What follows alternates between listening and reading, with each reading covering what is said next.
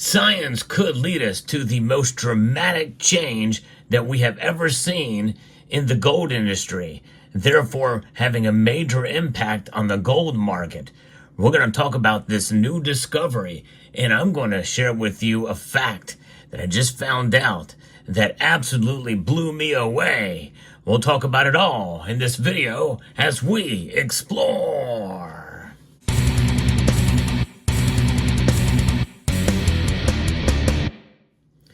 Now, for those of you who saw my recent video about what could be devastating for the gold industry, well, that video very much does stand intact and really poses a major threat to what's coming. I'm going to link to that video at the end screen of this video. But first, I want to share with you a piece that was shared with me by Tony Erickson that I thought was quite intriguing. I'm going to get to that in a moment. Right now, the gold market is fairly stable. In fact, prices have come back a little bit since Trump has been reelected, and it's a good time, if you have the budget and means to do so, to consider purchasing some gold to stack. And I can't think of a better place than Summit Metals, not just because they're a sponsor of the channel, but because they do have really competitive prices, especially with their gold fractional eagles. I really enjoy the selection they have, which seems to be increasing for such a small bullion dealer. And they are proving themselves to be the low price leader at many times for certain products out there. So as you're shopping around for the best deal, the best price out there, at least consider them. Maybe bookmark their website and see what kind of prices they have. They have great service, fast shipping, and very nice folks over there at Summit Metals. But let's get into what's going on here with gold and this amazing fact that I found out that blew me away as this piece here from Forbes. A research team including a University of Michigan scientists have discovered a new mechanism that helps researchers understand how gold deposits are formed. And that is big news, especially considering how it could be harnessed in order to mine and explore gold. Gold is surprisingly a common metal. Yeah, I'm going to stop right there. It's surprisingly common. When I saw that, it's like, there's no way gold is rare, but maybe not so much. It is more common than lead. Yeah, I'm going to stop there again. Let that sink in. Of course, you know, when you have a sinker for a fishing lure, it usually is made of lead, right? Well, maybe they can use gold because it's more common than lead. But that's if we consider the bulk composition of the earth. Because yes, the amount of gold in the earth's crust is not much, right? But what's beneath the crust is where all the gold is. And that is quite fascinating. You know, you've heard the talk about how there's speculation that it could be a whole lot, quadrillions of dollars worth of precious metals, including gold, on an asteroid called Psyche. And they're actually sending a probe out to either prove or disprove that theory. But of course, it's silly to think that that could be done in any time in our lifetime or generations from now to be able to pull that gold back onto the earth. But what about from the mantle? What about from the mantle of the earth? Most of that gold is locked away within the earth's mantle. That seems like it would be a lot easier to get than from an asteroid, right? Well, you know, it's possible, but on the surface it is concentrated in volcanic and magmatic rocks. But how the gold is brought to the surface has been a subject of debate. But now a research team has used numerical modeling to reveal the specific conditions that lead to the enrichment of gold-bearing magmas. A specific kind of sulfur existing under a very specific set of pressures and temperatures as found at a depth of 50 to 80 kilometers. That's about 30 to 50 miles, which is a lot shorter distance than the amount of time and space involved in getting that asteroid and be able to mine it and bring that stuff back down to Earth.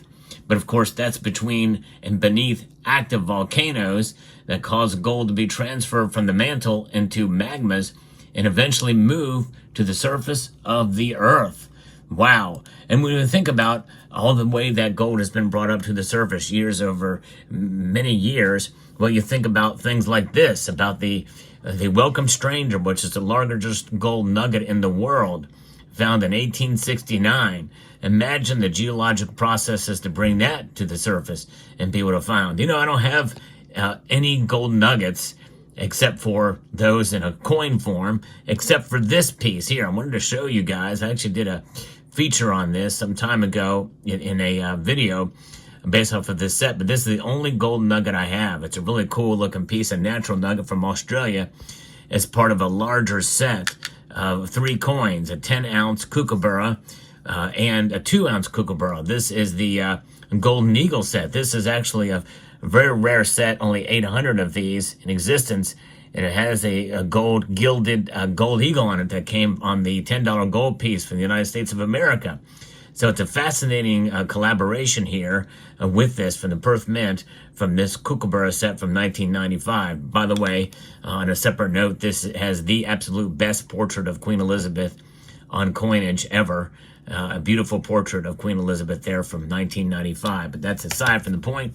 Back to this scientific article here, an amazing discovery. And that's what I like to do on the channel. I like to bring you guys the latest news in the world of science and technology and the markets themselves.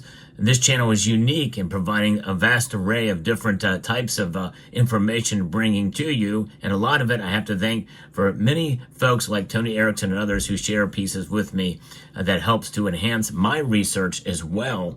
And so this is fascinating. Scientists have previously known that gold forms molecular bonds with 2 or 3 sulfur atoms, but in this study, which includes researchers from China, Switzerland, Australia, and France, is the first to present a robust thermodynamic model for the existence and importance of a gold trisulfur complex. Very important modeling, especially with quantum computing and artificial intelligence coming aboard. This thing could move fairly rapidly. Pure gold is inert in the Earth's mantle and tends to stay there. But when a fluid containing sulfur is added, gold strongly prefers to bond with 3 sulfur ions. An ion is an atom or a molecule with a net electrical charge to form a gold trisulfur complex.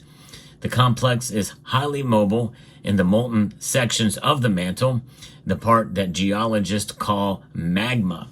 The researchers developed this new thermodynamic model based off of lab experiments in which the researchers control pressure and temperature of the experiment to create artificial magma. That's right. They're creating that catalyst, that artificial magma, which could in turn be used to propel gold to the surface. That's pretty amazing advancements there. This thermodynamic model can then be applied to real-world conditions. Of great interest are subduction zones, and those are regions where a tectonic plate is diving under another plate. In these seams where the plates meet each other, magma from Earth's mantle has the opportunity to rise above the surface. The subducting plate, melting as it sinks deeper into the mantle, also provides the sulfur-rich fluids needed to form the gold-bearing magmas. And all the continents around the Pacific Ocean, from New Zealand to Indonesia, the Philippines, Japan, Russia, Alaska, the western United States, and Canada, all the way down to Chile. We have lots of active volcanoes. All of those active volcanoes form over a subduction zone environment. You know, the Ring of Fire comes to mind. I'm not just talking about the Johnny Cash song either. And so all of these active volcanoes form in that area. And the same type of processes that result in volcanic eruptions are processes that form the gold deposits, explains Adam Simon, UM professor of Earth and Environmental Sciences, who is the co-author of the study. And these results provide a really robust understanding of what causes certain subduction zones to produce very gold-rich ore deposits. Combining the results of this study with existing studies ultimately improves our understanding of how gold deposits form and can have a positive impact on exploration, concludes Simon. And this study, called Mantle Oxidation by Sulfur, drives the formation of giant gold deposits in subduction zones, was recently published in the Proceedings of National Academy of Sciences. This is something that could be potentially huge for the gold industry. Exactly the opposite of what I just reported on very recently. And I do think that this kind of thing is going to play out in a much longer time frame, but very well could be ramped up and sped up if we see the conditions form based off of the previous devastating news for the gold industry occurs. And you think about it, with all of the machine learning, quantum computing, and modeling, to be able to take specific situations into account with this type of magma and be able to make this thing work in the real world, and tailoring it to each geographic region with all the nuances that come into play in that regard, we very well could see a sped up process to bring some of that gold out of the mantle into the magma and up to the surface. What an amazing thing and discovery indeed, to where maybe gold mining could take a whole new level of approach to bring us to get us more of these little nuggets, or to be able to provide a way to extract and get gold and process it and turn it into what you see here. An amazing thing. And of course, if that happens, well, it will change everything. If you can suck up a bunch of gold from the mantle, well, that's essentially causes inflation of gold, which means probably lower prices, right? Which might be good on the surface, pun intended, but rather could be a bad thing overall for those of you who preserve wealth. I think we're quite a number of years away from that happening, even if the worst case scenario happens in the short term based off of the previous video I discussed. But this is what it means to be agile in the gold market and silver market as well too. Gold is the safest, stable store of value ever. Both of these things that I've reported on recently could have a dramatic impact on the market one way or the other, or both. And so it's always good to know what could be coming down the pike. This is one of the reasons why this channel exists, to give you all the different options and things to consider. Am I saying that they're going to be so ultra successful in pulling this stuff out? No. But if the conditions exist from the previous article that I covered in a previous video, well, they very well may be incentivized to push this even further and to try to get some gold out using this method. We'll see what happens. But until such a time as this or that, gold maintains itself as a stable store of value and has been for thousands of years. Likely that's not going to change. And within the next decade, even the most enhanced technologies come into play and make their way through. So let me know what your thoughts are in the comment section down below. Hope you found this video informative, insightful, and educational. Would like to extend a multitude of gratitude to you all for taking the time to watch, and to encourage you to please rate, share, comment, and subscribe.